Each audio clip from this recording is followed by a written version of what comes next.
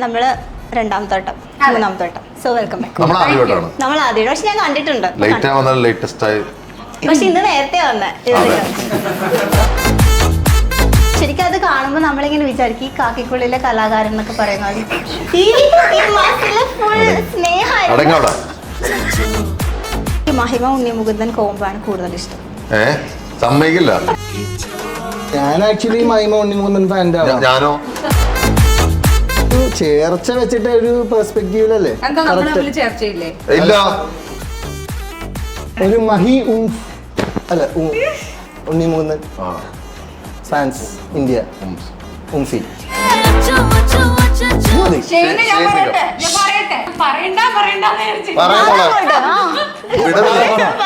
കുട്ടിയുടെ പേര് ഞാൻ എടുത്ത് പറയും. ഞാനായിട്ട് ഇട്ടൊരു നിക്നെയിമാണ് ആ കുട്ടിക്ക്. അതായത് ഷെയ്ൻ തന്നെ ഇൻസ്റ്റാഗ്രാമിൽ കണ്ടുപിടിച്ച് ഷെയ്ന്റെ അടുത്ത പടത്തിൽ ഈ കുട്ടി വേണോന്ന് കണ്ടുപിടിച്ച് എന്തിനാണ് അത് അയച്ചു തന്നെന്ന് മനസ്സിലായോ? അല്ലല്ല. അതായത് എടി ഞാൻ ഇങ്ങനെ വഴി തെറ്റി പോകാൻ പോകുന്നുണ്ട്, വേണമെങ്കിൽ എന്നെ തടഞ്ഞോ, അല്ലെങ്കിൽ ഞാൻ അങ്ങോട്ട് ഗംഗാപാധ്യയുടെ അടുത്തേക്ക് പോകും. ഇത് മനസ്സിലാക്കാനുള്ള കേവല ബുദ്ധി.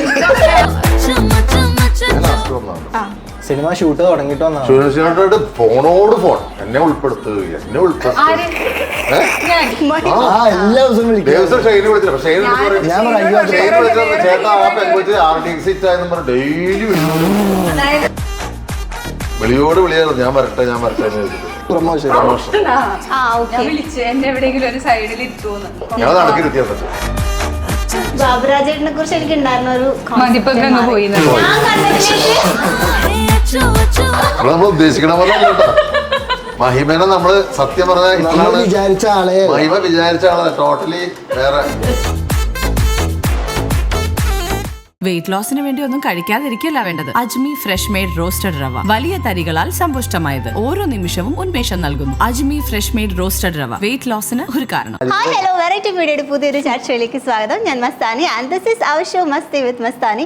ഇന്ന് എൻ്റെ കൂടെയുള്ള ഗസ്റ്റുകൾ ആരാന്ന് വെച്ചാൽ ഏറ്റവും പുതിയ റിലീസായ ലിറ്റിൽ ഹാർട്ട്സ് സിനിമയുടെ വിശേഷങ്ങളുമായി കുറച്ച് ലിറ്റിൽ ഹാർട്ട്സ് ഉള്ള കുറച്ച് ആളുകളാണ്. സോ നമുക്ക് വെൽക്കം ചെയ്യാം. എല്ലാവർക്കും ലിറ്റിൽ ഹാർട്ട്സ് ആണെന്ന് വിശ്വസിക്കുന്നു. എനിക്ക് കുറച്ച് വലിയ മനസ്സായി, ഇവരെ പോലെയല്ല. മനസ്സും ഹൃദയവും അതായത് മനസ്സ് നമുക്ക് ഒരാൾക്ക് മനസ്സ് സമർപ്പിച്ചാലുണ്ടല്ലോ, സമർപ്പിച്ച കാര്യം നമ്മൾ തുറന്നു പറയണം. വേണ്ടേ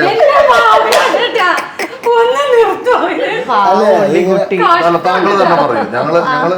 നമ്മളൊരാൾക്ക് മനസ്സ് സമർപ്പിച്ചാൽ നമുക്കത് പറഞ്ഞ എന്ത് തെറ്റ്? ഞങ്ങൾ അങ്ങനെ പഠിപ്പിച്ചിട്ടുള്ള പാരമ്പര്യം. സമർപ്പിച്ചിട്ടില്ല. ഞാൻ സമർപ്പിച്ചു മതിയായിരിക്കും. ഒരു ഷോയിൽ എത്ര പേരുടെ പേര് പറയും? ഓരോ ഷോയിലും ഓരോരുത്തരുടെ പേര് പറ. അതൊന്നും വേണ്ട. ഹലോ അല്ല, ഇതിപ്പോ ഇവിടെ മെയിൻ സാന്റാക്ലോസിന്റെ സമർപ്പിക്കണോ? അതങ്ങനെ. അപ്പൊ അത് തുറന്നു പറഞ്ഞ കാര്യത്തിൽ മഹിമയ്ക്ക് ഒട്ടും മടി വേണ്ട. പ്രത്യേകിച്ച് എല്ലാവരുടെ മുമ്പിൽ ഇങ്ങനെ ഒരു ഇന്റർവ്യൂ ഒരിക്കലും ആരും അറിയില്ല.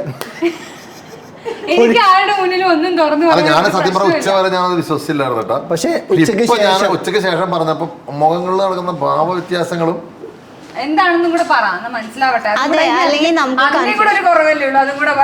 അല്ല, അത് വേണ്ട. വഴി അറിഞ്ഞോളൂ. അറിയാത്ത ഉള്ള ചൊറിയും പറയും. ഓക്കെ, നമ്മുടെ ഏറ്റവും പുതിയ സംഭവത്തിലേക്ക് എനിക്ക് ഇതൊരു ഇന്റർവ്യൂ ആണ് ലിറ്റിൽ ഹാർട്ട്സ് എന്ന സിനിമയുടെ. മോളെ നമ്മൾ സത്യം അറിയണ്ടേ? മോളത് ചാനലിന്റെ ആളാണ്. നമ്മൾ സത്യം അറിയണ്ടേ? പിന്നെ എത്ര നാളെ നമ്മൾ വിളിച്ചു വെച്ചിട്ടുണ്ട്? എത്ര നാൾ നമ്മൾ ആൾക്കാരെ കബളിപ്പിക്കും അല്ലേ? അതാരാ? ഞാൻ ഈ പുള്ളിക്കാരെ ഡെയിലി കാണുന്നതാണെന്ന് എനിക്കത്. എവിടെ? ജിമ്മിലാ? Okay action. Okay, Little Hearts ആണ് ഏറ്റവും പുതിയ വിശേഷം. അപ്പം എനിക്ക് തോന്നുന്നു നമ്മള് രണ്ടാമത്തെ വട്ടം മൂന്നാമത്തെ വട്ടം. So welcome back. നമ്മൾ ആദ്യമായിട്ട് പക്ഷെ ഞാൻ കണ്ടിട്ടുണ്ട് വേറൊരു മൂവിയുടെ പ്രൊമോഷൻ ഒന്നും. പക്ഷെ ഇന്ന് നേരത്തെ വന്നേ. ഓക്കെ, അപ്പോൾ നമ്മുടെ ഇങ്ങനെ ട്രെയിലറും സോങ്സ് ഒക്കെ കാണുമ്പോൾ ശരിക്കും ഭയങ്കര ലൈറ്റ് ആയിട്ട് ഭയങ്കര ക്യൂട്ടായിട്ടുള്ള ട്രെയിലേഴ്സും സോങ്സ് ഒക്കെയാണ്. എനിക്ക് തോന്നുന്നു ബാബുരാജേട്ടന് കുറെ നാൾക്ക് ശേഷം ഒരു ഫുൾ ലെങ്ത് റൊമാൻറ്റിക് കുറെ നാളുകൾക്ക് ശേഷം ഇല്ലല്ലോ ജീവിതത്തിൽ. കുറെ നാളുകൾക്ക് ശേഷം എവിടെ ഉണ്ടായിരിക്കണ ജീവിതത്തിൽ? എന്റെ ഭാര്യനെ കാണിച്ചു കൊടുക്കാൻ പോലും ഒരു നാളുണ്ടായിട്ടില്ല. ഇത് പക്ഷെ ഇതിൽ കിട്ടിയിട്ടുണ്ടായിരുന്നു നാം ചേർന്ന വഴികൾ സോങ് ഒക്കെ. അതാ പറഞ്ഞല്ലേ ലാസ്റ്റ് എന്തായാലും ലാസ്റ്റ് വരും. അപ്പം ശരിക്കും അത് കാണുമ്പോൾ നമ്മളിങ്ങനെ വിചാരിക്കും ഈ കാക്കിക്കുള്ളിലെ കലാകാരൻ എന്നൊക്കെ പറയുന്നത് ഈ മാസത്തിലെ ഫുൾ സ്നേഹമായിരുന്നു. അടങ്ങാടാ മസില എന്താ നിങ്ങൾ പറഞ്ഞു വരുന്നത്? മസിലിന്റെ ഒരു എൻസൈക്ലോപീഡിയാണ് ഇരിക്കുന്നത്. പ്രണയത്തിന്റെ ഗുരു, ലവ് ഗുരു. അത് വീഴാൻ പോകുമ്പോ പിടിക്കുന്നതും ആ മുഖത്തുണ്ടായിരുന്നു അത് ഞാൻ എത്രയോ പേരെ പിടിച്ചാണ് വീഴാൻ പോയപ്പോ ആ നന്ദിയൊന്നും ആർക്കില്ല. ഓക്കെ, അപ്പം നമുക്ക് ആ സോങ്ങിൽ നിന്ന് തന്നെ തുടങ്ങാം. പാടാൻ പറ്റില്ല, വേണ്ട, പാടുന്ന ആൾക്കാരിവിടെ ഉണ്ടല്ലോ, നമുക്ക് പാടിക്കാം. ഷെയ്ൻ പാടും. ആ ഓക്കെ, ആർക്കാണെങ്കിലും പാടാം. അപ്പം മസ്താനി പഠിക്കും. എനിക്ക് ചോദിക്കാനല്ല അറിയുള്ളൂ. ഓക്കെ, അപ്പൊ എങ്ങനെയുണ്ടായിരുന്നു ഒരു റൊമാൻറ്റിക് സോങ് ചെയ്തു? ഇതിൽ എനിക്ക് തോന്നുന്നു ഭയങ്കര സ്നേഹം തുളുമ്പുന്ന ഒരു ക്യാരക്ടറാണല്ലോ. തുളുമ്പി തീർന്നു. ഇനി തുളുമ്പാൻ ഇതില്ല, ഇത് മിക്കവാറും ഇവര് രണ്ടുപേരും ഇന്റർവ്യൂ എടുത്തോളൂ. അതാ ശരി. ആദ്യം പറഞ്ഞോ, മോള് ചോദിച്ചു. ചേച്ചി പറ എങ്ങനെയുണ്ട് ഈ പ്രണയ രംഗങ്ങൾ? ഇനിയിപ്പോ പണ്ടത്തെ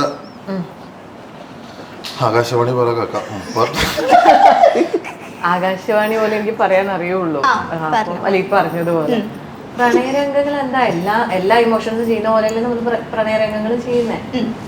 ചെയ്തു. അല്ലല്ല, നമ്മളിപ്പോ ബാബുരാജേട്ടന്റെ ഈ ഒരു ട്രാൻസ്ഫോർമേഷൻ അത് ഞാനും എക്സൈറ്റഡ് ആണ്. ഇനിയിപ്പോ സ്ക്രീനിൽ എങ്ങനെയുണ്ട് ബാബുരാജേട്ടൻ, ഇത്രയും കാലം വേറൊരു കാര്യം ഇങ്ങനെ പ്രണയരംഗം കണ്ടിട്ടില്ലല്ലോ. ഞാനും എക്സൈറ്റഡ്. വരണ്ട ഇടയ്ക്കിടയ്ക്ക്. My number is 9847. ഇത് എന്തൊരു കഷ്ടമാന്ന് നോക്കി. ഇവര് ഒരു ചാൻസ് കിട്ടിയാലല്ലോ നമുക്ക്. എന്നിട്ട് പിന്നെ ഇരുന്നിട്ട് ഞാൻ അതിട്ട് കണ്ടു ഞെട്ടി. ഓക്കെ, പറഞ്ഞു കഴിഞ്ഞു. തുടങ്ങുന്നതിന് മുമ്പേ കഴിഞ്ഞു. ഓക്കെ, നമ്മളിപ്പോ ഷെയ്ൻ മഹിമയിലേക്ക് വരുമ്പോഴേക്കും നിങ്ങളുടെ ഒരു കോംബോ ഭയങ്കരമായിട്ട് പ്രേക്ഷകർ ഏറ്റിട്ട് ഒരുപാട് ഫാൻസ് ഉള്ള ഒരു കോംബോയാണ്. അപ്പം ഞാൻ ഇതിന്റെ കമന്റ്സ് ഒക്കെ നോക്കുന്ന സമയത്ത് ഏറ്റവും കൂടുതൽ കണ്ടൊരു ചോദ്യമാണ് RDX നടക്കാത്ത കല്യാണം ഇതിൽ നടക്കും. ഫാൻസ് അത്രയും എക്സൈറ്റഡ് ആണ്. അപ്പം വീണ്ടും ഈ ഒരു കോംബോയുടെ കൂടെ ആക്ട് ചെയ്യുമ്പോൾ ഫാൻസിന്റെ അടുത്തുനിന്ന് കിട്ടുന്ന ആ ഒരു പ്രതികരണം എങ്ങനെയാണ്? എനിക്ക് തുടങ്ങണേ ഉള്ളൂ അല്ലേ? ഈ കണക്കിന് പോയാ പലയിടത്തുനിന്നും കിട്ടും പ്രതികരണം. Actually coming to the point, നല്ലൊരു എന്തായിരുന്നു ചോദ്യം? നല്ല നിങ്ങളുടെ കോംബോ. അതിപ്പോ ഈ പറഞ്ഞ പോലെ പടം ഇറങ്ങുന്നതിന് മുമ്പ് നമുക്ക് പറയാൻ പാടില്ല. എന്നാലും ഇപ്പൊ പാട്ട് ഇറങ്ങിയപ്പോ എല്ലാം അതിന്റെ കമന്റ്സിൽ RDXൽ ഇതേ കമന്റ് വന്നു. പക്ഷെ ആ പോയിന്റ് നമുക്ക് നടക്കില്ല എന്നുള്ള ഒരു ചെറിയൊരു സസ്പെൻസ് ആണ്. അത് സ്പോയിലർ ആയതുകൊണ്ട് പറയുന്നില്ല. ചിലപ്പോ നടക്കാം, നടക്കാതിരിക്കാം അല്ലേ? നടന്നാ നല്ലത്.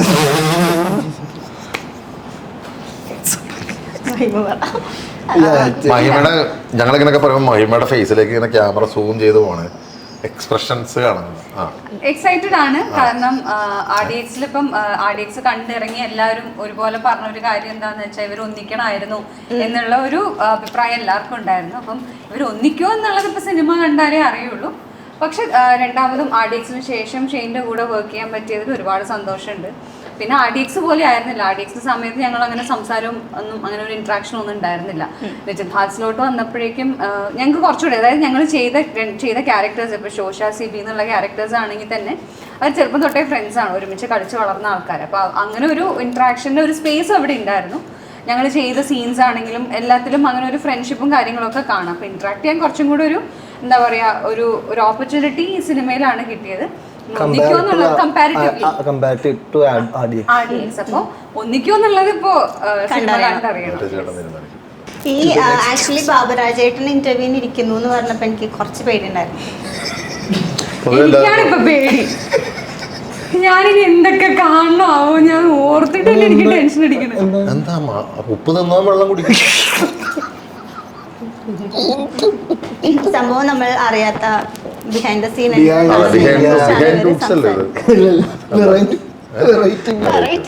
കുറച്ച് വെറൈറ്റി കൂടുതലുണ്ട്. അല്ല, വെറൈറ്റി മീഡിയയിൽ ഇതൊക്കെ നമുക്ക് പറയാൻ പറ്റുള്ളൂ. വെറൈറ്റി ആയിട്ടുള്ള ചോദിച്ചോ. ഇപ്പം ഇവരിപ്പോ ഇന്റർവ്യൂവിൽ തന്നെ ഇങ്ങനെയാണല്ലോ, അപ്പൊ ഈ ആക്ട് ചെയ്യുന്ന സമയത്ത് എങ്ങനെ ഉണ്ടായിരുന്നു? എസ്പെഷ്യലി ബാബുരാജേട്ടന്റെയും ഷെയ്ന്റെയും കൂടെ സ്ക്രീൻ, ബാബുരാജേട്ടന്റെ കൂടെ ഉണ്ടായിരുന്നു, ഷെയ്ന്റെ കൂടെ സ്ക്രീൻ സ്പേസ് ഉണ്ടോ സിനിമയില്? അപ്പൊ എങ്ങനെ ഉണ്ടായിരുന്നു, അത് എങ്ങനെ മാനേജ് ചെയ്യുന്നത്? അല്ലല്ല, സത്യം പറഞ്ഞ എനിക്ക് 3 പേരും കൂടെ ഒരുമിച്ച് അങ്ങനെ സീൻ ഉണ്ടായിട്ടില്ല. പക്ഷെ ഇവര് തമ്മില് മുടിഞ്ഞ കെമിസ്ട്രി ആണെന്നുള്ളത് ഞാൻ എപ്പോഴും കേൾക്കാറുള്ളതാണ്. അവര് എന്താ പറയാ, അച്ഛനും മോനും ആ ഒരു ഫ്രണ്ട്ഷിപ്പ് ഉള്ള ഒരു അച്ഛനും മോനും ആണ്. അപ്പം അത് വളരെ ബ്യൂട്ടിഫുൾ ആയിട്ടാണ് ചെയ്യുന്നതെന്നുള്ളതും അവര് തമ്മിൽ നല്ല കെമിസ്ട്രി ആണെന്നുള്ളതും സെറ്റിൽ എല്ലാവരും സംസാരിക്കുന്നതും ഞാനില്ലാത്ത ദിവസങ്ങളിലുള്ള ഷൂട്ടുകളിൽ നടക്കുന്ന കാര്യങ്ങളൊക്കെ ഷെയർ ചെയ്ത് ഞാൻ കേൾക്കാറുണ്ട്. സോ അത് തന്നെയാണ് ഇവിടെ ഇപ്പൊ നിങ്ങൾ കണ്ടുകൊണ്ടിരിക്കുന്നത്. സത്യം, ഞാൻ തന്നെ ചോദ്യങ്ങൾ പറഞ്ഞു മറന്നുപോയാ? എഴുതി വെച്ചിട്ട് ഞാൻ ചോദിക്കണോ? ഇതിലിപ്പം സിമ്പിൾ സിബി എന്ന് പറയുന്ന ഒരു ടാഗ് ഉണ്ടല്ലോ, അപ്പൊ റിയൽ ലൈഫിൽ എനിക്ക് തോന്നുന്നു ചെയ്ത ക്യാരക്ടേഴ്സ് മുഴുവൻ ഭയങ്കര ഒരു ടഫ് അല്ലെങ്കിൽ ഒരു വേറൊരു ഷെയ്ഡുള്ള കുറെ ക്യാരക്ടേഴ്സ് ആയിരുന്നു. പെട്ടെന്ന് ഇതിലേക്ക് നോക്കുമ്പോഴേക്കും ഇപ്പം ട്രെയിലറിൽ തന്നെ കുറെ മൈന്യൂട്ട് എക്സ്പ്രഷൻസും ഡയലോഗ്സ് ഒക്കെ ഉണ്ട്. അപ്പൊ ആ ഒരു ട്രാൻസ്ഫോർമേഷൻ എങ്ങനെ ഉണ്ടായിരുന്നു? ശരിക്കും വെയിറ്റിംഗ് ആയിരുന്നു ഇങ്ങനത്തെ ഒരു കോമഡി ലൈറ്റ് ക്യാരക്ടർ ചെയ്യാനായിട്ടാണ് ആഗ്രഹിച്ചിരുന്നത്. പ്രത്യേകിച്ച് ഈ ഒരു ആഫ്റ്റർ കൊറോണ എനിക്ക് ഇത്തരം സിനിമകൾ ചെയ്യണം, കൊമേഴ്ഷ്യലി സെലബിൾ ആവുന്നതും അതേപോലെ മാക്സിമം ആൾക്കാരിലേക്ക് എത്തുന്ന പടങ്ങൾ ചെയ്യണം. അങ്ങനെ ആഗ്രഹിച്ചിരുന്ന സമയത്ത് തന്നെയാണ് RDX വന്നതാണെങ്കിലും ഇവനിപ്പോൾ ലിറ്റിൽ ആർട്സ് ആണെങ്കിലും അതിൻ്റെ ഒരു തുടർച്ചയാണ്. പക്ഷെ അത് ഒരു ആക്ഷൻ ഓറിയൻറ്റഡ് ആണെങ്കിൽ ഇത് കംപ്ലീറ്റ്ലി ഫൺ ഹ്യൂമർ ബേസ്ഡ് ആയിട്ടുള്ള സിനിമയാണ്. അപ്പം അതാണ്. അപ്പോൾ ഈ സിമ്പിൾ സിബിനെ പോലെ തന്നെ സിമ്പിൾ ആണോ ശരിക്കും ഷൈനികം? സിംപ്ലി കോംപ്ലിക്കേറ്റഡ് ലിറ്റിൽ എല്ലാം കൂടെ കൂടിയ മിക്സ് സമയത്തിനനുസരിച്ച് മാറും. നമ്മളിപ്പം RDXല് നീലനിലവെ ഹിറ്റായ പോലെ തന്നെ ഇതില് ഏതൻ പൂവും ഇറങ്ങിയ സമയം കൊണ്ട് തന്നെ within few minutes millions and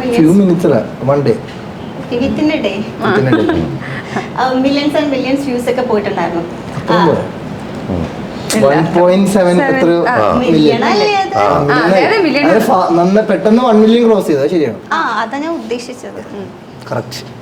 okay, അപ്പം ഈ സോങ്സും അതിലെ ഹുക്ക് സ്റ്റെപ്സ് ഒക്കെ എനിക്ക് തോന്നുന്നു ഇൻസ്റ്റഗ്രാമിൽ ആ സമയം കൊണ്ട് തന്നെ വൈറലായിട്ടുണ്ടായിരുന്നു. എങ്ങനെ ഉണ്ടായിരുന്നു ആ ഒരു പ്രതികരണം? കുഴപ്പമില്ല, അത്യാവശ്യം കുഴപ്പമില്ലാത്തൊരു പ്രതികരണമായിരുന്നു ഏതെങ്കിലും ഉപയോഗിക്കേണ്ടത്. ഈ ബാബുരാജേട്ടൻ എന്താ കേട്ടണേ, ഈ ഒരു ക്യാരക്ടർ വരുന്ന സമയത്തെ എനിക്ക് തോന്നുന്നു ഏറ്റവും കൂടുതൽ നേരത്തെ പറഞ്ഞ പോലെ കുറച്ച് ടഫായിട്ടുള്ള സാധനങ്ങളൊക്കെ വന്നിട്ട് പെട്ടെന്ന് ഇങ്ങനത്തെ ഒരു റൊമാൻറ്റിക് ഈ ഒരു ക്യാരക്ടർ വന്ന സമയത്ത് ശരിക്കും ഇത് സെലക്ട് ചെയ്യാനുള്ള ഒരു റീസൺ എനിക്ക് തോന്നുന്നു ഈ ഒരു ബാബുചേട്ടൻ ടഫായിട്ടായിരുന്നു. സോൾട്ട് ആൻഡ് പെപ്പറിൽ ഒരു ഭയങ്കര ഫണ്ണി ആയിട്ടുള്ള ക്യാരക്ടർ അല്ലേ ഇത്? കൊച്ചെ ഈ കുട്ടിക്ക് ചെറുപ്പത്തിലെ കാര്യം പറയുന്നത്. വീട്ടുകാരും മോളെ ബാബുരാജ് പറഞ്ഞിട്ട് ഭക്ഷണം കഴിച്ചോട്ടോ, ബാബുരാജിനോട് കൂട്ടാ എന്നൊക്കെ പറഞ്ഞൊരു കാലഘട്ടമാണ് ആ കുട്ടിയുടെ മനസ്സിൽ കിടക്കുന്നത്. ബാബുരാജിനോട് കൂട്ടാന്നൊക്കെ പറഞ്ഞു അങ്ങനെ എന്നൊരു മനസ്സിൽ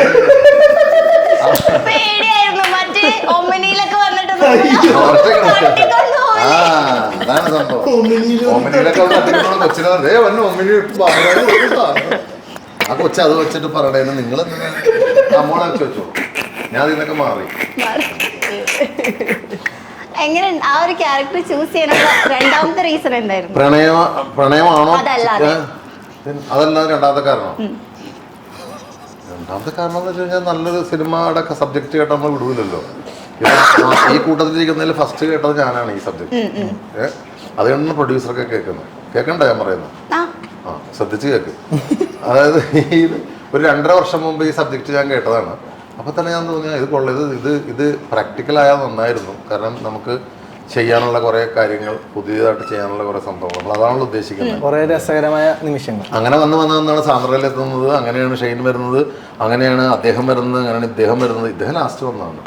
സിനിമ ഷൂട്ട് തുടങ്ങിയിട്ട് ഫോണോട് ഫോൺ എന്നെ ഉൾപ്പെടുത്തുക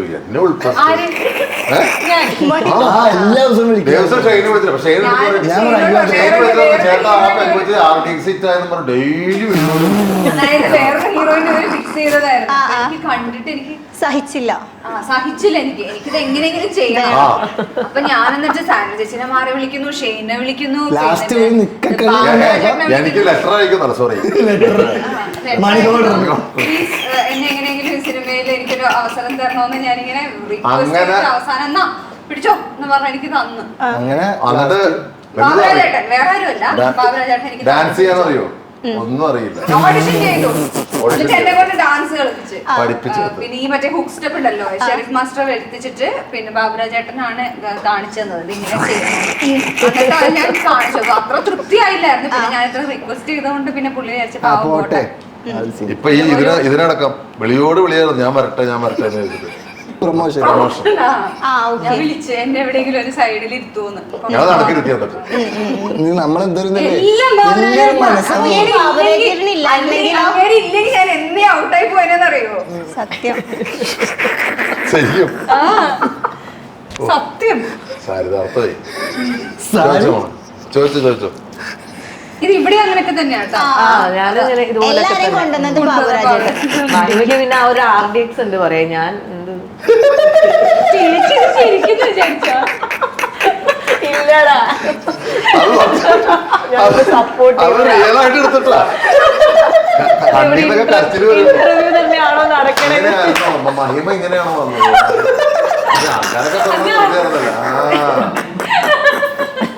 അപ്പുറം അവിടെ പോയിട്ട് കെട്ടിയവരുടെ ഫോൺ ചെയ്തിട്ട് അതേ മഹിമയുടെ കാര്യം പറഞ്ഞാ കാര്യം പിടിച്ചിട്ട് വന്നത്. മോളെ ചോദ്യം തെറ്റിപ്പോയി. എന്ത് ചോദിക്കാൻ? എന്തായാലും നിങ്ങൾക്ക് ഇങ്ങനത്തെ ഉത്തരം കിട്ടും. ടീച്ചർമാരെ എന്ത് ക്വസ്റ്റ്യൻ ചോദിക്കണമെന്ന് അറിയാൻ വേണ്ടിയിരിക്കണ പോലെ എന്ത് അടുത്ത് എന്താന്ന് പറഞ്ഞു അല്ലേ? അടുത്ത കള്ളം പറയാം. ഓക്കെ, ഇപ്പം എനിക്ക് തോന്നുന്നു പ്രൊഡ്യൂസേഴ്സിൽ തന്നെ ഏറ്റവും കൂടുതൽ ഫ്രണ്ട്ലി ആയിട്ടും നമുക്ക് ഭയങ്കര ഫ്രീ ആയിട്ട് ഇടപഴകാൻ പറ്റുന്ന വളരെ കുറച്ച് പ്രൊഡ്യൂസേഴ്സിൽ ഒരാളായിരിക്കും സാന്ദ്ര ചേച്ചിയും. അടുത്ത പടം ഉടനെ ഉണ്ട് കേട്ടോ. എനിക്ക് കുറച്ച് സാന്ദ്ര ചേച്ചിനെ കുറിച്ച് പുകഴ്ത്തിക്കോ. കുടുംബം വിറ്റാലും അടുത്ത പടം ഇമ്മീഡിയറ്റ് എടുക്കും. ഇനി ആകെ രണ്ട് തറവാട്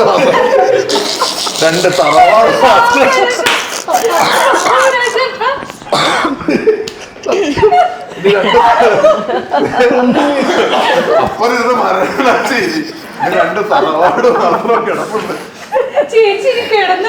സിനിമ അനൗൺസ് ചെയ്തു. അഡ്വാൻസ് എന്ന് തറവാട് കിട്ടുമ്പോ ഓക്കെ മോളെ എല്ലാം കഴിഞ്ഞിട്ട് മോള് പറ. ശരി ഓക്കെ. ഇതിലാണ് ചിരിച്ചു. കരയാനാട്ടോ.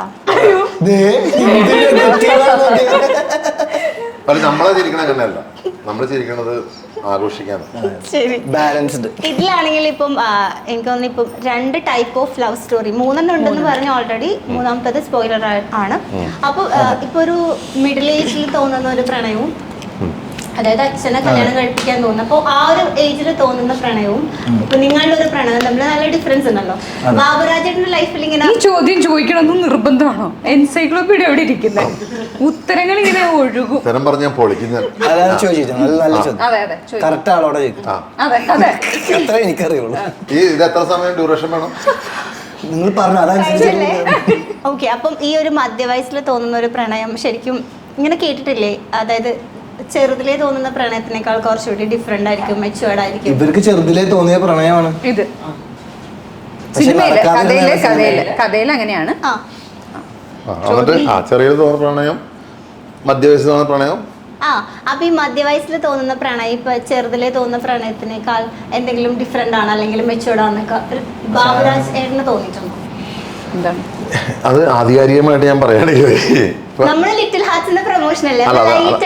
അല്ലല്ല. അപ്പൊ അതായത് ഈ ഓരോ പ്രണയവും ഓരോ സമയത്ത് പല പല ഇതാണ് എന്നെ സംബന്ധിച്ചിടത്തോളം. ഇപ്പൊ താങ്കളെ സംബന്ധിച്ചിടത്തോളം സ്കൂളിലൊക്കെ പഠിക്കുന്ന തോന്നിയിരിക്കുന്ന ഒരു പ്രണയത്തിന്റെ ഒരു സംഭവം ഇപ്പോഴുള്ള കാര്യവും വ്യത്യാസമില്ല എന്ന് പറഞ്ഞാൽ നമ്മൾ ഓരോ സ്റ്റേജ് കഴിയുന്നതോറും മാറിക്കൊണ്ടിരിക്കും. ഇവിടെ എന്താണെന്ന് വെച്ചാൽ ഈ സിനിമയിൽ എന്താണെന്ന് വെച്ച് കഴിഞ്ഞാൽ ഇയാള് വർഷങ്ങൾക്ക് മുമ്പ് ഇയാൾക്ക് ഇഷ്ടമുള്ളൊരു പെണ്ണായിരുന്നു സിസിലി. പക്ഷെ പല സാങ്കേതിക കാരണങ്ങളും നടന്നില്ല. പക്ഷെ ഇപ്പൊ അതിന്റെ സിറ്റുവേഷൻ ഫീൽഡെല്ലാം കറക്റ്റാ, ഗ്രൗണ്ട് എല്ലാം സെറ്റാ. അപ്പൊ ഈ സെറ്റായ സമയത്ത് കെട്ടിച്ചേരാൻ വേണ്ടിയിട്ടാണ് മകനോട് പറഞ്ഞുകൊണ്ടിരിക്കുന്നത്. മനസ്സിലായില്ലേ? കാരണം കുറച്ചങ്ങോട്ട് മാറിക്കഴിഞ്ഞാൽ പ്രശ്നമാവും. അപ്പൊ അതാണ് ഈ കഥയിലെ മെയിൻ സംഭവം. പിന്നെ പ്രണയത്തിന് വയസ്സൊന്നും വലിയ പ്രശ്നമൊന്നുമല്ല. അത് മോള് തെറ്റായ ധാരണയാണ്. പ്രണയം മോൾ അങ്ങനെ പറഞ്ഞിട്ടില്ല. മധ്യവയസ്കാന്ന് പറഞ്ഞ പിന്നെ ഈ മധ്യവയസ്കയാണോ? മധ്യവയസ്കന്റെ പ്രണയത്തിന് എന്താ അങ്ങനെയല്ല, ഇപ്പൊ സ്കൂളിലൊരു പ്രണയം, കോളേജിലൊരു പ്രണയം, എന്തെങ്കിലും ഡിഫറൻസ് ഉണ്ടോന്നാ ചോദിച്ചേ? പിന്നെ ഡിഫറൻസ് അല്ല, തോന്നുന്ന ആളനുസരിച്ചിരിക്കില്ലേ. ചിലപ്പോ ഭയങ്കരമായിട്ടുള്ള ഇന്റൻസ് ആയിട്ടുള്ള ലവ് ചിലപ്പോ വളരെ ചെറുപ്പത്തിലും തോന്നാം, അല്ലെങ്കിൽ ഏറ്റവും പ്രായമെന്ന് തോന്നാം. ഓരോ ഏജിലും ഓരോ നമ്മൾ ഓരോ ഉദ്ദേശ ശുദ്ധിക്ക് വ്യത്യാസം ഉണ്ടാവും. ഇപ്പൊ ഞാൻ പറഞ്ഞ ഒരു 60 കഴിഞ്ഞ ആള് വേണ്ട, ഒരു 70 കഴിഞ്ഞ ആളുടെ പ്രണയം എന്ന് പറഞ്ഞാൽ സർവീസാണെന്ന് ഞാൻ പറയുള്ളൂ. സർവീസാണ്. നമ്മളെ ആ ഗുളികയൊക്കെ എടുത്ത് ആ കുപ്പി വെള്ളം കൂടെ എടുത്ത് എന്നൊക്കെ പറഞ്ഞ അത്രേ ഉള്ളൂ പ്രണയത്തില്. നീ ഭക്ഷണം കഴിച്ചോ, എണീക്കാനൊന്നും പാടില്ലായിരിക്കുമല്ലോ. അപ്പൊ ആ പ്രണയം വേറെ പ്രണയമല്ല എന്ന് പറയാൻ പറ്റില്ല. അതേസമയം നമ്മളൊരു 15-16 വയസ്സ് വരെയുള്ള പ്രണയം എന്ന് പറഞ്ഞാൽ വേറെയാണ്. വലിയൊരു പറഞ്ഞു കേട്ട കാര്യങ്ങൾ അതെങ്ങനെ പ്രാക്ടിക്കൽ ആക്കാൻ പറ്റും, സിനിമയിൽ കണ്ട പ്രണയം നമുക്കൊന്നും അനുഭവമില്ല. മറ്റവും പറഞ്ഞ നോണ അതൊക്കെ എങ്ങനെ പ്രാക്ടിക്കൽ ആക്കേണ്ടത് അതാണ് ആ സമയത്ത്. പക്ഷെ നമ്മൾ 20-30 ഇടയ്ക്ക് വരുമ്പോൾ ഈ പ്രണയത്തിൽ വേറെ പല ഉദ്ദേശങ്ങളും ഉണ്ടാവും. മനസ്സിലായില്ലേ? വേറെ പല ഉദ്ദേശങ്ങളും ഉണ്ടാവും. അത് കഴിഞ്ഞാൽ 30-നും ഒരു 40-നും ഇടയ്ക്ക് വരുമ്പോൾ ആ പ്രണയം മാറി. അങ്ങനെ ഓരോ സ്റ്റേജിനും ഓരോ ഇതുണ്ടല്ലോ നമ്മളെ. ഈ എനിക്ക് തോന്നുന്നു ഇതിന്റെ ഫുൾ ഷൂട്ട് നടക്കുന്നത് ഇടുക്കി കട്ടപ്പന ആ ഒരു ഇതിലായിരിക്കും. ഇപ്പൊ നിങ്ങൾ കയറുന്ന അൽഫോൺസ ബസ്സിന് വരെ അടിയിൽ ഫാൻസ് ഉണ്ടായിരുന്നു. നിങ്ങൾ ഷൂട്ട് ചെയ്ത ആ സോങ് ഷൂട്ട് ചെയ്ത ഒരു ബസ്സില്ലേ, ആ നരച്ച മുടിയുള്ള ഒരു ചേച്ചി ഉണ്ടായിരുന്നില്ലേ, അയ്യോ പുള്ളിക്കാരൊക്കെ ഹിറ്റായി. കമന്റ് എന്നാ നിങ്ങൾക്ക് വേണ്ടി സീറ്റ് മാറി തന്ന അവർക്കൊക്കെ ഭയങ്കര ആരാധകരായി. ആ ചേച്ചിയുടെ കഥ ഭയങ്കര രസമാണ്. അതായത് ഞങ്ങളുടെ പ്രൊഡ്യൂസർ ഭയങ്കര സ്ട്രിക്റ്റ് ആണ്. ഇച്ചിരി കേട്ടോ, വേണമെങ്കിൽ കട്ട് ചെയ്തോളൂ. ഞങ്ങളുടെ പ്രൊഡ്യൂസർ ഭയങ്കര സ്ട്രിക്റ്റാ. ഞങ്ങളുടെ പ്രൊഡ്യൂസർ ആരോ ആ പ്രൊഡ്യൂസർ 7 മണിക്കെന്ന് പറഞ്ഞാൽ ഷാർപ്പ് 7 മണിക്കുണ്ടല്ലോ, 7 മണിക്ക് പറഞ്ഞാൽ ഷാർപ്പ് 7 മണിക്ക് തുടങ്ങിയിരിക്കും. ആരും ഞങ്ങള് മാത്രം ഉണ്ടാവും. എല്ലാ ബസ് സ്റ്റോപ്പിലൊക്കെ ചെന്ന് കഴിഞ്ഞപ്പോൾ ജൂനിയർ ആർട്ടിസ്റ്റ് ഇല്ല.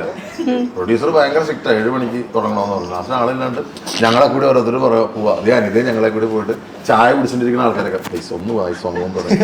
അതായത് പ്രൊഡ്യൂസർ വെച്ച് വെച്ചിരിക്കുക 7 മണിക്കുള്ളിൽ തുടങ്ങിയില്ലെങ്കിൽ ഞാൻ എൻ്റെ പേര് മാറ്റിയിടുന്നു. എൻ്റെ പേര് മാറ്റി സാന്ദ്ര എന്നുള്ള പേര് മാറ്റണമെന്ന് വെച്ചിട്ട് നമ്മളെ കൂടി പോയി വിളിച്ചിട്ട് വന്ന് കൊണ്ടിരുത്തി. അങ്ങനെ ആ ചായക്കടയിൽ നിന്ന് ഒരു ചേച്ചീനെ കൊണ്ട് തിരിച്ചേക്കാണ് അപ്പുറത്ത്. അപ്പൊ ഞാൻ പറഞ്ഞു സാന്ദ്ര ഈ ചേച്ചീനെ മാറ്റുന്ന പറഞ്ഞു, കിട്ടണ്ടേ ആളെ കിട്ടണ്ടേ എന്നൊക്കെ പറഞ്ഞിട്ട് നമ്മൾ കടയിൽ നിന്നൊക്കെ കൊണ്ടുവന്നപ്പോഴേക്കും ഈ നരച്ച മുടിയുള്ളൊരു ചേച്ചി നടക്കാം. ഞാൻ പറഞ്ഞു ഇവര് ഇരുത്താന്ന് പറഞ്ഞ് ഇവരപ്പുറത്ത് ഇരുത്തി. അങ്ങനെയാണ് ആ സാധനം തുടങ്ങണത്. അത് കഴിഞ്ഞ് സോങ് ഒക്കെ തുടങ്ങി കുറച്ച് കഴിഞ്ഞപ്പോഴാണ് ജൂനിയർ ആർട്ടിസ്റ്റ് തന്നെ. അവര് മലയുടെ മുകളിൽ നിന്ന് ഇറങ്ങി വരാൻ സമയം എടുക്കില്ലേ. സാന്ദ്ര 6:30 മണിക്ക് എത്താൻ പറഞ്ഞ എങ്ങനെ അവിടെ സൂര്യൻ ഉദിക്കണ്ടേ. മഹിമയിലേക്ക് വരുമ്പോഴുണ്ടല്ലോ ഏത് ആക്ടറിന്റെ കൂടെ ആക്ട് ചെയ്താലും ആ ഒരു കോംബോ ഭയങ്കര ഫാൻസാ. ഇപ്പം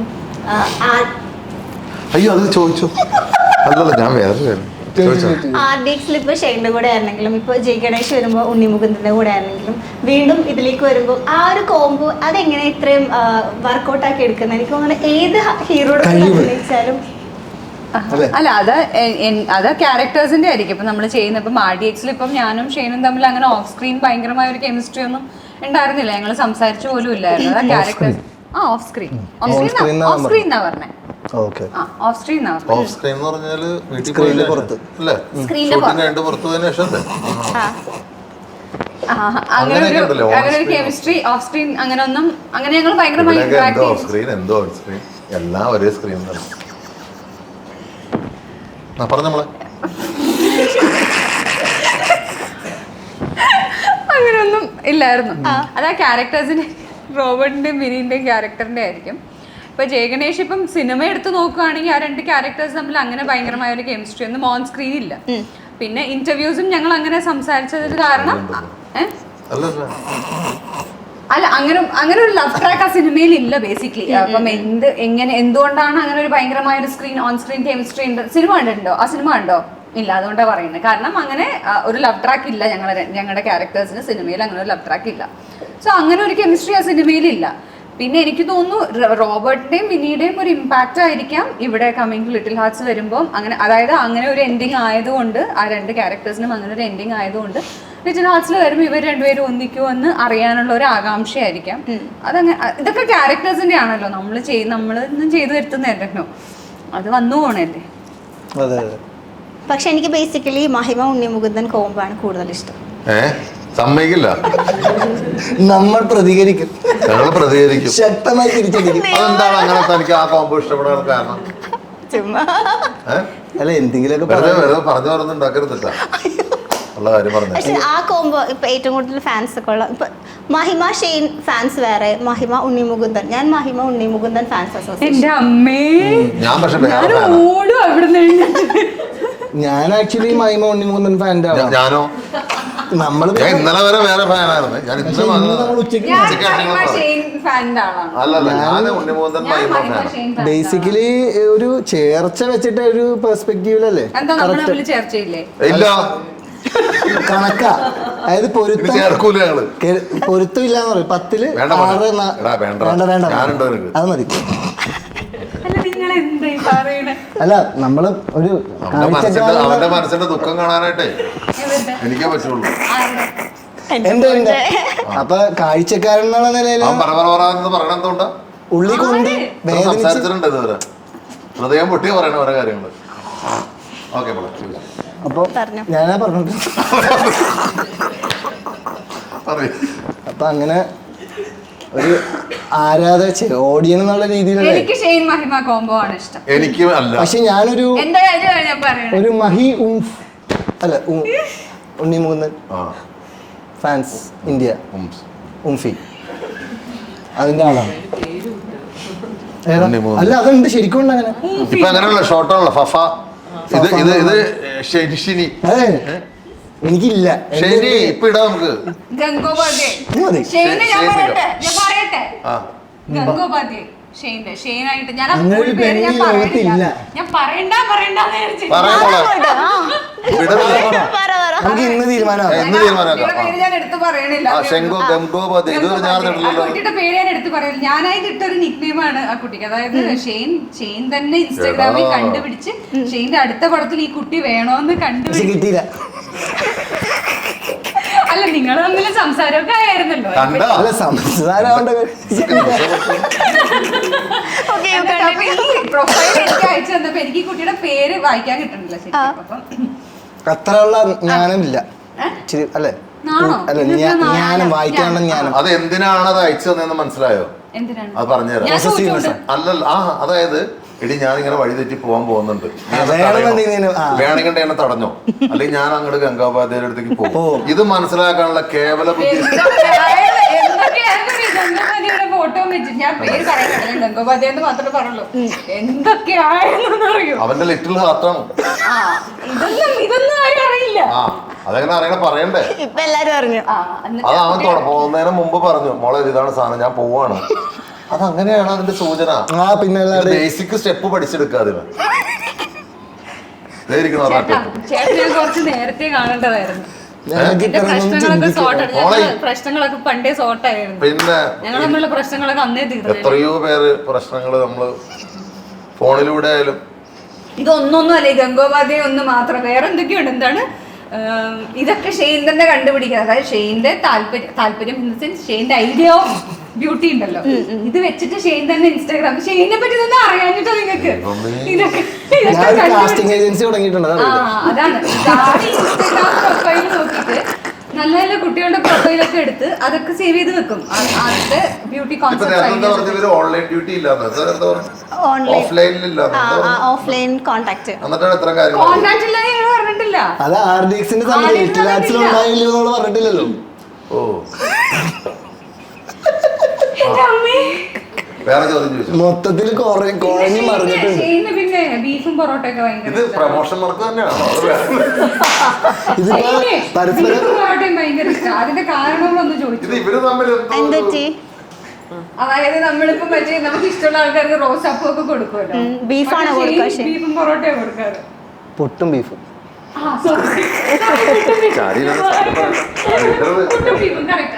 റോസാപ്പൂക്കെയാണല്ലോ നമ്മുടെ ഇഷ്ടമുള്ള ആൾക്കാർക്ക്. ഷെയ്ൻ പക്ഷേ പൊറോട്ടയിൽ ബീഫ് വെച്ച് കൊടുക്കും. അല്ലല്ല വാങ്ങിച്ചു കൊടുക്കും. തേച്ചിട്ട് പൊറോട്ടയിൽ ബീഫ്. തേക്കുവോ മറിക്കോ കറിയും ആ പിന്നെ പൊറോട്ടയും പുട്ടും ബീഫും. അങ്ങനെ പല കഥകളുണ്ട്. ഞാൻ പിന്നെ പറയുന്നില്ല. ഇനി അതാണ് അടുത്തത്. ഇപ്പൊ നിങ്ങള് ഈ ലിറ്റിൽ ഹാർട്സ് എന്നുള്ള പേര് വെച്ചിട്ട് പേരുള്ളത് കൊണ്ട് ചോദിക്കാണ്. ഇപ്പം ലൈഫിൽ കുറെ ആൾക്കാരെ കണ്ടിട്ടുണ്ടാവല്ലോ. എല്ലാരും നമ്മളൊക്കെ ഇപ്പം എല്ലാരും കാണല്ലേ ലൈഫില്. അപ്പൊ കണ്ടതിൽ വെച്ചിട്ട് ഏറ്റവും ഒരു ലിറ്റിൽ ഹാർട്ട് ആണെന്ന് ഫീൽ ചെയ്ത ആരെങ്കിലും ഉണ്ടോ? എനിക്കാ എനിക്ക് സുരേഷ് ഗോപി ചേട്ടൻ. ആ എന്തുണ്ടോ? പുള്ളി ഭയങ്കര ഒരു നല്ലൊരു മനുഷ്യനായിട്ട് എനിക്ക് തോന്നാറുണ്ട്. പുള്ളി ഭയങ്കര അയ്യോ ഇത്രയായിരുന്നു എന്ന് തോന്നാറുണ്ട്. തമാശയായിട്ട് പറയാലോ. ആ പറഞ്ഞോ. ഞാൻ തോന്നിയ ഒരാളാണ്.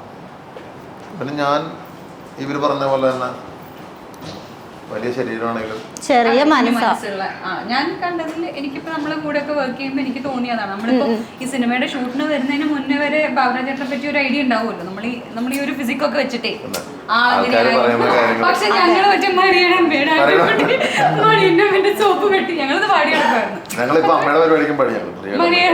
ആ ഒരു പാട്ട് നിങ്ങൾ പാടിക്കോ. വേണ്ട വേണ്ട വേണ്ട, ഈ ഇത്രയും കാര്യങ്ങൾ അറിഞ്ഞിട്ട് ഇനി മേലാണ്ടല്ലോ. ചേച്ചി പറ, ചേച്ചിക്ക് ഈ ക്വസ്റ്റ്യൻ തന്നെ കണ്ടിന്യൂഷൻ. ചേച്ചി കണ്ടല്ലേ ലൈറ്റ് ലിറ്റിൽ ഹാർട്ട് ആയിട്ടുള്ള ഒരു വ്യക്തി ആരായിരുന്നു? എന്റെ ഹസ്ബൻഡ്. മറ്റേ ആള് ചേച്ചി ഒന്ന് പറയട്ടെ ബാബുരാജേട്ടാ. കുറെ പേരുണ്ട്. ഞാൻ ഒത്തിരി നല്ല സുഹൃത്തുക്കളുള്ള ഒരാളാണ്. ലിറ്റിൽ ഹാർട്ട് എല്ലാവർക്കും ലിറ്റിൽ ഹാർട്ടാ കണ്ടവര്. എന്നാലും ഇപ്പൊ സുരേഷ് ഗോപി ചേട്ടൻ, സുരേഷ് ഗോപി എന്നുള്ള ഒരു വ്യക്തിയുടെ പേര് പറഞ്ഞില്ലേ, അതുപോലെ പറഞ്ഞാൽ എനിക്ക് കുറെ പേരുണ്ട് അങ്ങനെ. പറയൂ. ഒരാളെ എടുത്ത് പറയാൻ ബുദ്ധിമുട്ടാണ് അങ്ങനെ പറഞ്ഞു കഴിഞ്ഞാ. അപ്പോ എന്നാ മതിയായി ഏകദേശം ഒക്കെ. എന്നാ പിന്നെ ഞങ്ങളങ്ങോട്ട് അപ്പൊ എന്തെങ്കിലുമൊക്കെ പറഞ്ഞ് ലിറ്റിൽ അല്ല നമ്മളെന്തോ കളി ഉണ്ടെന്ന് പറഞ്ഞില്ല, കളി വേണ്ടേ? ലവ് ലെറ്റർ എഴുതിപ്പിക്കാനായിരുന്നു ഓ, അതൊക്കെ ഒരുപാട് സമയം പോയി ഉദ്ദേശിച്ചത്. കട്ട് ചെയ്യാൻ പറഞ്ഞു. ആരാ? മഞ്ജു ചേച്ചിയാ? മഞ്ജു ചേച്ചിയോട് പോകാൻ പറ. നമ്മള് നല്ല കളി കളിച്ചോണ്ടിരിക്കണം. അപ്പം ആക്ച്വലി ഒന്നും ചോദിക്കാൻ പറ്റില്ല സത്യമായിട്ടും. ഇത്രയായിട്ടോ? ഇത്രയും ചോദിച്ചിട്ടും ഒന്നും ചോദിക്കാൻ പറ്റില്ല. പക്ഷെ എന്തായാലും എനിക്ക് നമ്മള് ചിരിച്ചതായിരുന്നു. അതെ, ചിരിച്ചിട്ട് കവള് ഞാൻ എടുക്കുന്നു. ബാബുരാജേട്ടനെ കുറിച്ച് എനിക്ക് ഉണ്ടായിരുന്ന ഒരു മതിപ്പൊക്കെ അങ്ങ് പോയി. നമ്മൾ ഉദ്ദേശിക്കണ പോലെ കേട്ടോ. മഹിമേനെ നമ്മള് സത്യം പറഞ്ഞ വിചാരിച്ച ആളെ മഹിമ വിചാരിച്ച ആളെ ടോട്ടലി വേറെ. ഞാൻ ഉദ്ദേശിച്ചത് ഇപ്പൊ എന്നോടിപ്പോ ലിറ്റിൽ ഹാർട്ട് ആരാന്ന് ചോദിച്ചു കഴിഞ്ഞാൽ ഞാൻ ബാബുരാജേട്ടന്റെ പേര് പറയും. അപ്പം ഞങ്ങൾ കൈയടിച്ച് പാസ്സാക്കി. Thank you. അപ്പം എന്തായാലും താങ്ക് യു സോ മച്ച് ഇത്ര നേരം ഇരുന്ന് കണ്ടന്റ് ഉണ്ടാക്കി തന്നതിന്. എന്റെ പണി പക്ഷെ ഇതിപ്പോ എന്താ പ്രശ്നം എന്ന് വെച്ച് കഴിഞ്ഞാൽ നമ്മളീ പറഞ്ഞ നമുക്കല്ലേ മനസ്സിലാവുള്ളൂ. ഏതിനകത്താ പുറത്തൊക്കെ ജനങ്ങൾക്ക് മനസ്സിലാവും. അല്ല കാര്യങ്ങൾ നമ്മൾ പറഞ്ഞ തല്ലുപിടിച്ച കാര്യങ്ങൾ എന്താണെന്ന് മനസ്സിലാവും. അതാണല്ലോ ലിറ്റിൽ ഹാർട്ട്. ലിറ്റിൽ ഹാർട്ട് നമ്മൾ എന്തിനു സിനിമയുടെ കാര്യം പറയേണ്ട കാര്യമൊന്നുമില്ല. ആൾക്കാർക്ക് ഇതാണ് സിനിമ, ഇതാണ് സംഭവം, അതിന് കുറച്ചിരുന്ന് കാണണം അല്ലേ? പിന്നെ ഈ ചോദ്യങ്ങൾ തന്നെയല്ലേ എല്ലാവരും ചോദിക്കണത്. നമ്മളിങ്ങനെ ഹെവി ഹാർട്ട് ആയിട്ട് തിയേറ്ററിൽ പോവും, ലിറ്റിൽ ഹാർട്ട് ആയിട്ട് തിരിച്ചു. അത് കൊള്ളാം, അത് കൊള്ളാം, അത് നന്നായിട്ടുണ്ട്. അപ്പൊ എന്തായാലും അപ്പൊ എന്തായാലും all the very best and thank you.